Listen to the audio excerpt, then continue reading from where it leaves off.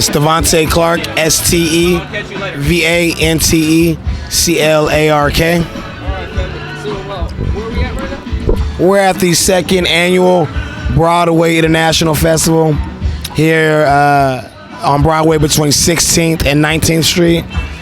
Hosted and founded by my business partner, Zion.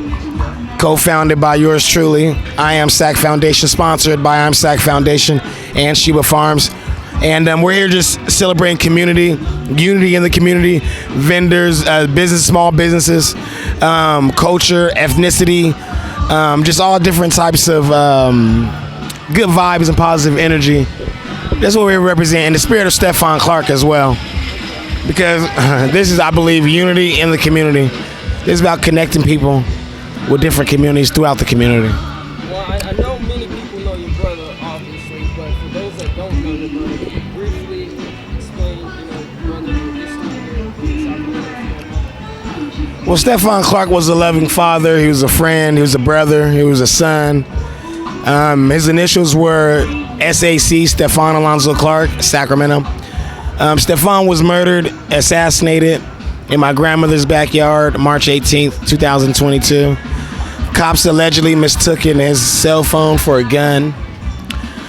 They shot at him with 20 times within 22 seconds, perforating his lung, lacerating his heart. Each shot, because they only hit him 8 times, but each shot possessed the fatal capacity, which means each bullet independently killed him.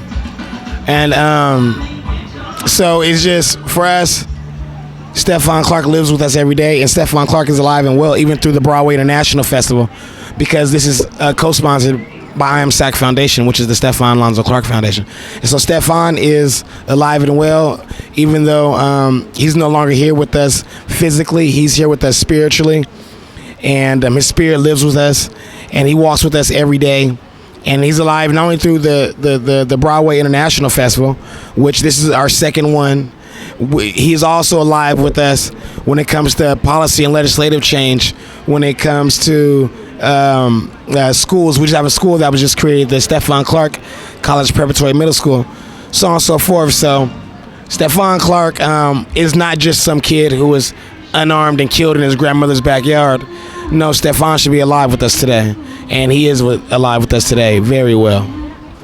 Okay. Yeah. So can you mention some legislation? Yeah. Can you explain some legislation that's Okay. happening right now? Well, right now we got to get the George Floyd Policing Act passed. That still hasn't got passed. I believe it's disrespectful to the law and legacy of George Floyd when you don't pass legislation after his death, when you give these settlements and you, everything's named after him. You get these statues of him now, but you don't want to enact a law to prevent George Floyd's from ever happening again. Stevante Clark Law, AB 392, was signed by Governor Gavin Newsom in 2019, and what it does is update the use of force from reasonable to necessary. And we could have a long debate about that definition, those terms, reasonable and necessary. But I've always said that slow progress is better than no progress. So I'm grateful for the governor doing this thing. And I think AB 392, Stevante Clark Law, made it possible for us to have the conversations about the George Floyd Policing Act. I don't believe a George Floyd Policing Act conversation would have been had if it wasn't for Stevante Clark Law being signed and in the law already. So I believe policy and legislative change is something that needs to be on a higher level, but it needs to be informed and educated about when it comes to our communities. And when I say inform and educate, I mean inform, I say give facts. I say educate, I mean moral, social, or intellectual instruction. When I say policy and legislative change, I'm talking about legacy on paper. That's why we don't call it AB 392. We call it Stevante Clark's Law, because it was created after the death through the blood. And anytime you do something so bad where a law must be created, you should be held accountable. Period. Anytime you do something so bad where a law must be created, you should be held accountable.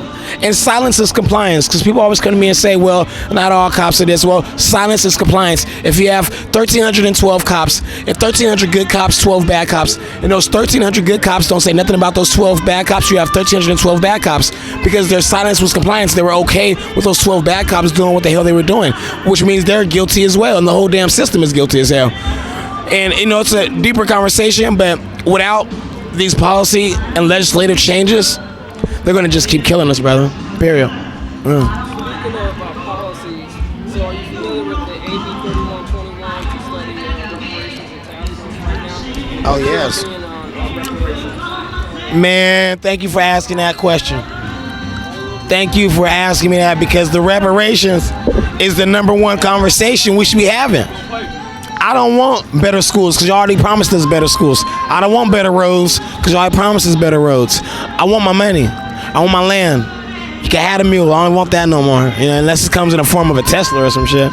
You know what I mean? But, you know, I'm not having that. I'm not, you know, the reparations, until we as a community are able to get along with each other, until we as a community are able to get along when it comes to one cause and one fight that's universal, when it comes to our people, that doesn't have to identify with geographical locale we own no parts of, that don't have to identify with colors we ain't created, that don't have to identify with who got the best woman, who got the nicest car, who got the fanciest house nigga and field Negro, who got the finer hair and the coarse hair, light-skinned Negro and dark-skinned Negro, who got the BBL and live in Miami, who could do, until we stop all that shit, it'll be another 1,000 years till we get our reparations. And I hate to say it like that. I hate to be that way, and I hate to sound like that, but until we come together as a community, not only will we not get our reparations, but the police will keep assassinating us. So let me wrap up, because I see the people got to do their stuff. So I'll wrap up. But that's how I feel about the reparations. And you know, I'm passionate.